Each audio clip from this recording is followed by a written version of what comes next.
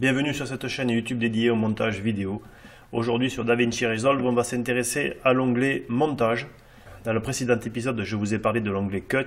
Ici, dans l'onglet montage, on a les mêmes fonctionnalités mais améliorées. C'est-à-dire qu'ici, on a en plein milieu de l'écran, on a des outils supplémentaires qu'on n'avait pas dans la page précédente qui servent à couper, à faire glisser et à ajuster finement tout ce qui est longueur de clip, tout ce qui est transition, avec des outils que je ne vais pas détailler aujourd'hui, que je détaillerai dans des prochains épisodes, mais qui sont beaucoup plus performants dans l'utilisation. On peut le complexifier en mettant ici l'onglet médias, pour pouvoir venir rajouter des médias, si on veut.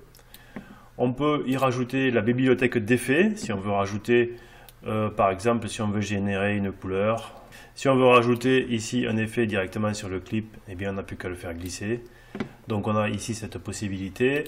On a aussi une possibilité intéressante qui est l'index de la timeline. Donc quand on clique ici sur une partie de la timeline qui est ici, eh bien on a ici le curseur qui se déplace. Ça peut être très intéressant quand on a un projet de grande envergure avec beaucoup de clips. On peut ici paramétrer ce qu'on veut voir apparaître dans cet affichage, par exemple les commentaires. Si on a mis, comme je vous ai expliqué dans un épisode précédent, des commentaires dans un clip, et bien ici dans les commentaires, on les voit apparaître. Et donc du coup, on peut aller sélectionner les plans, les commentaires spécifiques et aller directement au clip qu'on veut. Ici, on a un mixeur. En même temps qu'on va lire ce qui se passe ici en sortie de clip, on voit ici le niveau sonore.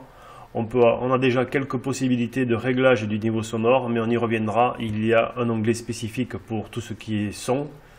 Néanmoins, pour des projets simples, on peut se contenter de ça. On peut régler les niveaux sonores, on peut rajouter des effets, on peut déjà faire pas mal de choses rien que sur cette page. Ici, la page métadonnées qui donne l'information sur les médias. Et ici, la page Inspector qui donne l'information sur le clip.